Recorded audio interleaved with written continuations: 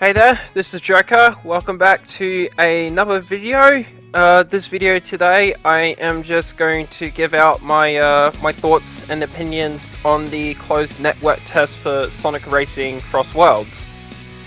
I've written down some notes on my phone, like I've done with the previous reviews of games, so like the Black Ops 6 beta review, the Modern Warfare 3 end of year review, all that stuff. So, to start straight away, the simple question to ask is the game fun? Yes it is. It is a lot of fun. The gameplay is really good fun. The racing is very fast and hectic. I will say though that the control changes were interesting to say the least.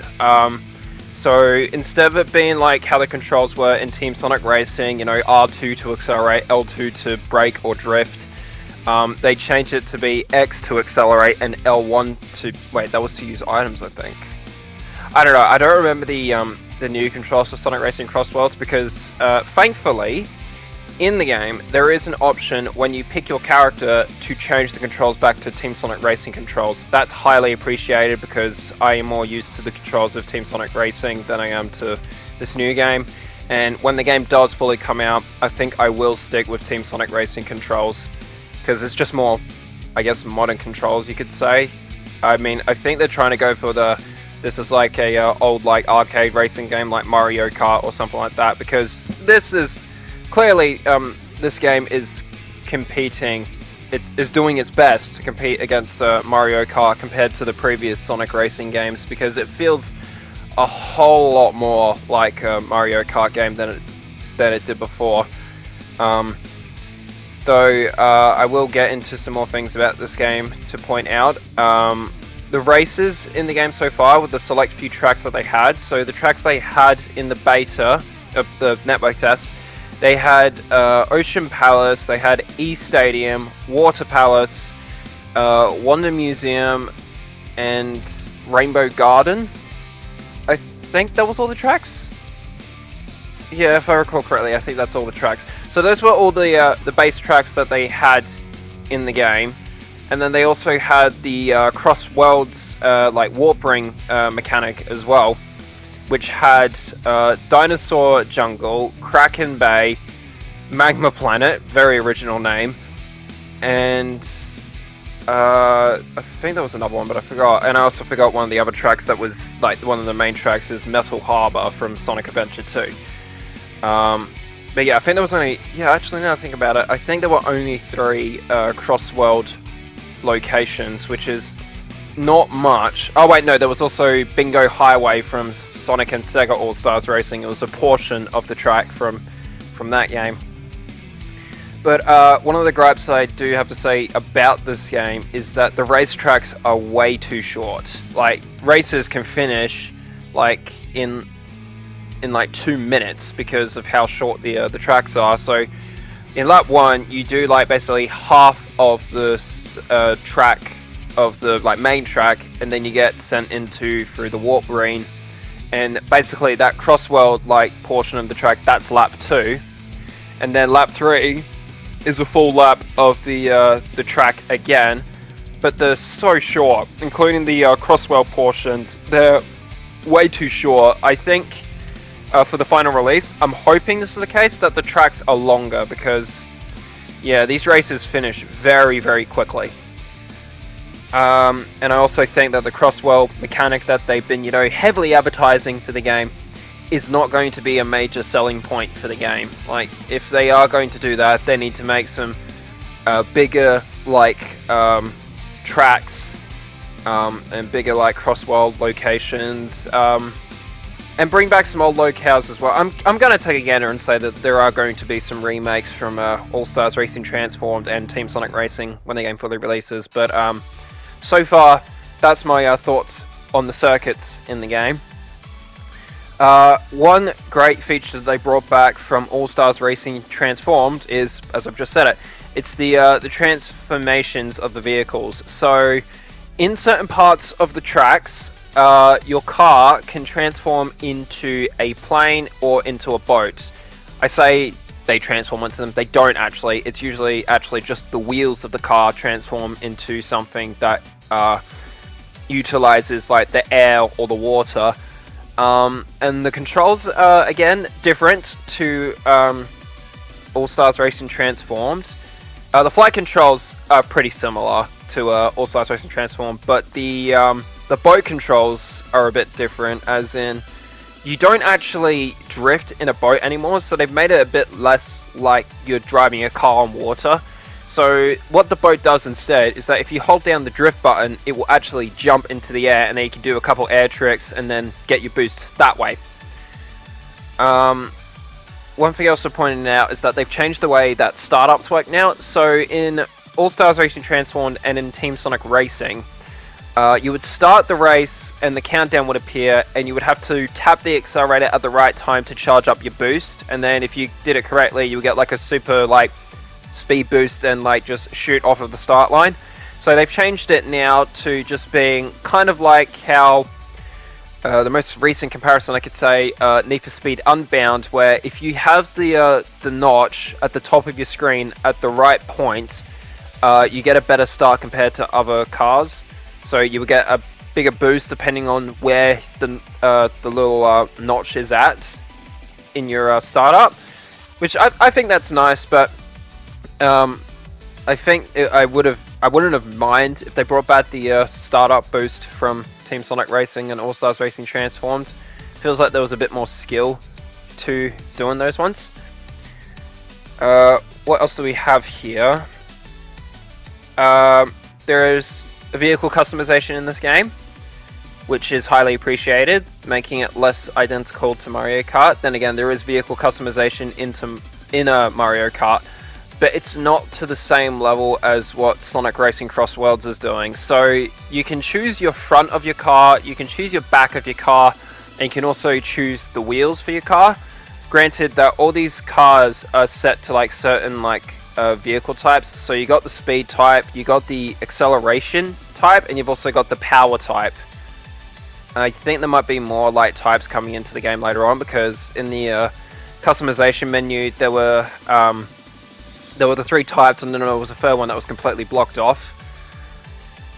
So I'm wondering if they're adding like drift types, or I'm not sure. But so like I said, you could customize the front, the back, and the wheels of your car. And along with that, you can also pick your paint for the car, so what color you want the car to be. You could also paint the trim of the car, you could paint the wheels of the car, and you could also choose the color of the glow of your car, which I think is pretty cool.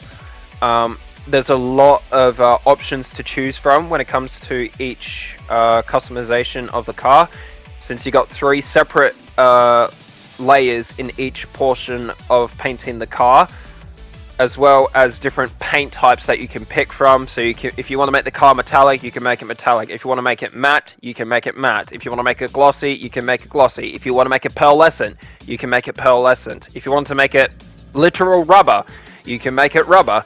So I really like that customization, which I believe they brought that back from Team Sonic Racing as well, but they've really upped the ante on the customization, which is really cool, making your car feel like it's your own car, it's your own like creative like car. So there's a lot of creative freedom when it comes to customizing your vehicles, and that is very highly appreciated, along with there being a livery editor in the game. Or I should say a livery editor, it's just like stickers. So you can put 4 stickers on the front of your car and 4 stickers on the back of your car, which is nice. I do appreciate that. You can scale the decals to whatever like size you want. You can pick any colors you want, rotate it to any orientation you want. There are some stickers that are fixed with certain colors, so you can't modify some stickers if you wanted to. So you can't have like a Sonic sticker and then color it yellow, for example. It's just stuck to being blue. But I will say that again, this livery editor is very, very restrictive and very limited, since you can only put 4 stickers on the front and the back of the car.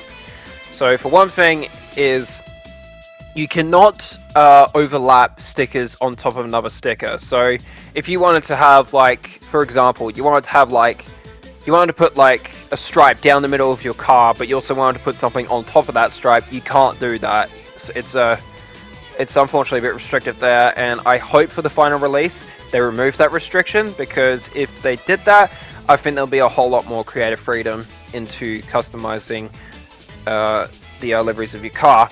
Also, I want them to make it so that it's not only just for stickers on your car. I want it to be just a full-blown like livery editor. Because imagine if they had like a community page for like stickers and liveries that you put onto your car. That would be amazing.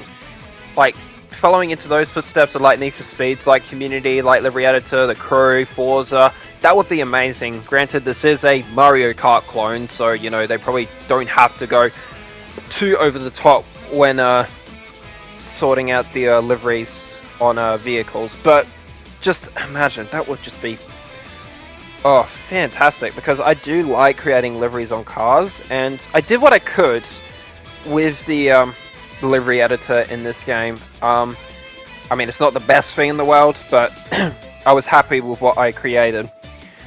Anyways, next point I wanted to bring up is the graphics of the game. They're alright.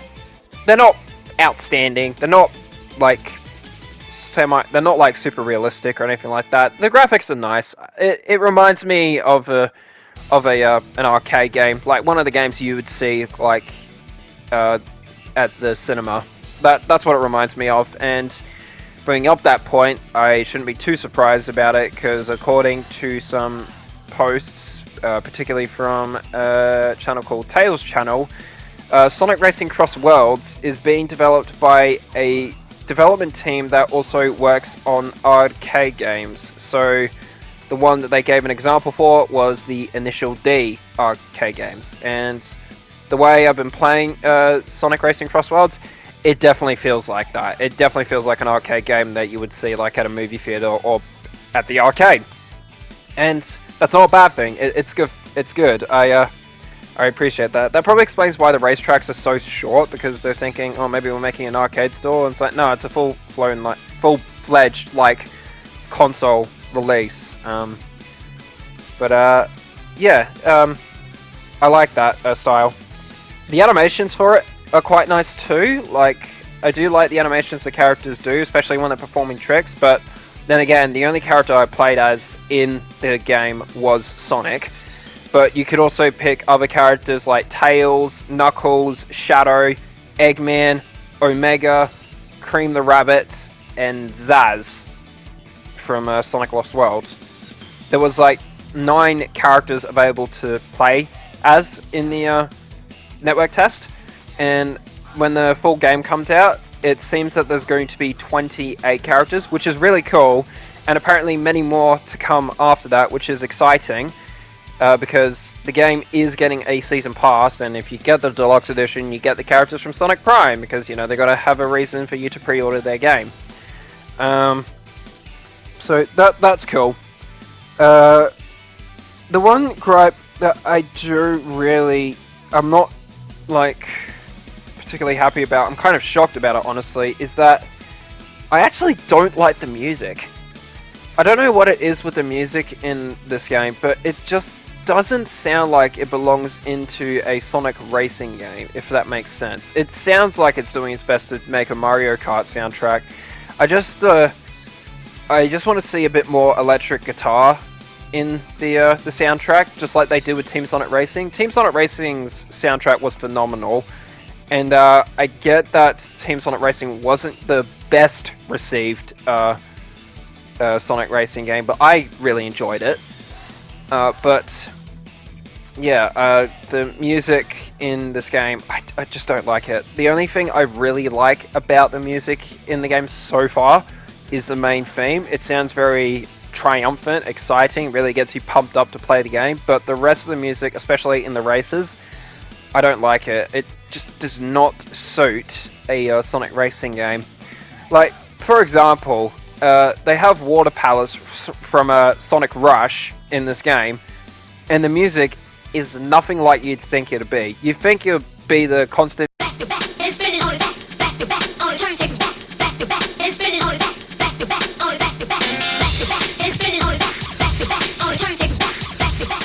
No, it's some like choir, like I don't know, choir like type orchestra music, and I don't like it. Just don't like it. I need to change it back. It needs to be back to back. Make that change. Also, I don't like some of the final lap music. The final lap music is usually, you know, the same song, but it's sped up. It just sounds a little bit quicker. But in this one, they've made it quicker, but I've also put like these choir chants in it as well, and I don't like it. I just don't like it. They just stop it with the choirs. Stop it. But yeah, seriously, please change some of the songs for the final release. Like Water Palace in particular, please change that one. Ocean Palace, change that one. Metal Harbor, change that one. They just don't sound good. I'm sorry. I'm sorry. You probably put a lot of effort into the music, but I just don't like it. Anyways, what's next? The racing online, from what I've played, is hectic. It's super chaotic. There is like items being thrown all over the place. You know, people are crashing into each other, and you know, it's like the hectic Mario Kart like sessions. You could be like having a really good race. You could be in first place, you know, getting lucky with your items and all that kind of stuff, and then on the last lap you get absolutely punished by some of the items that are in this game that I really do not like, and think that they need to make to it some adjustments to when the game finally comes out some point this year, since there's no official release date yet. And those items I want to quickly talk about are the Tornado and the Shuriken.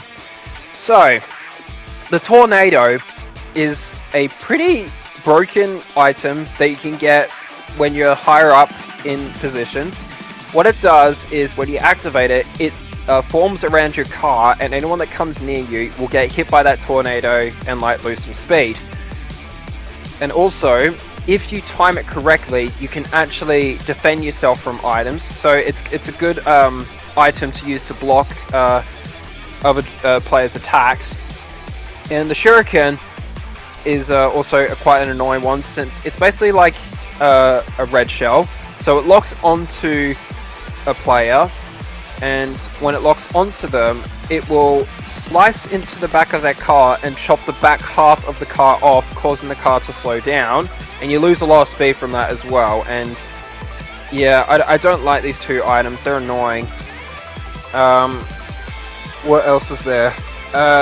From my experience driving the cars, turning without drifting feels really stiff, but then again, it could also be the car type I'm using, since all the cars have different stats depending on what you put on them, and depending on what car type it is, if it's acceleration or power or speed type. So I think they might need to change the physics when it comes to turning your vehicles, because the only way you can really get around a corner is if you use the drift, which I think that's what they're going for. But you know, there are some corners that you probably can just easily just go around without having to drift. Along with that, they've also introduced this, I forgot what it was called. I think it was called like the Gear Gadget or whatever. You get like a little tutorial for it when you first open it, but basically there is this like plate of these gears that you can activate. So what you could do is that in the main menu you can pick particular gears that will modify your experience. So as an example, you can put on a gear that makes it so that your character can perform air tricks faster than default speed, or you can make it so that you earn more rings from collecting rings on the track, or you could make it so that instead of losing rings when you bump into someone, you get a little speed boost when you bump into them. So, you know, you can pick however you want to play the game, and that's a nice little addition. But yeah, I think that's all I've got to say about the network test for Sonic Racing. I didn't get too many like issues with the game.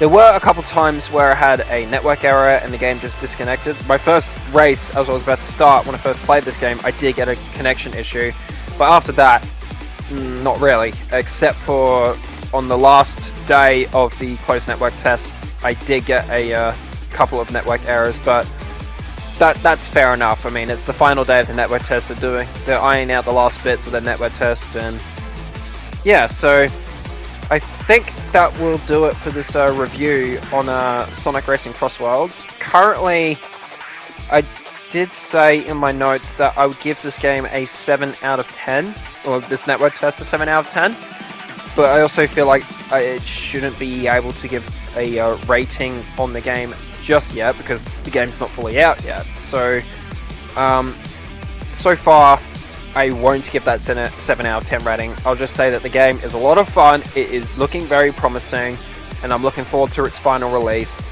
whenever that is. I'm going to take a gander and say it will be maybe winter or maybe December this year. I'm not sure. I just have to wait and see. But that is going to do it for this video. I would like to thank you all very much for watching. If you enjoyed this video, feel free to leave a like and subscribe if you're new to the channel.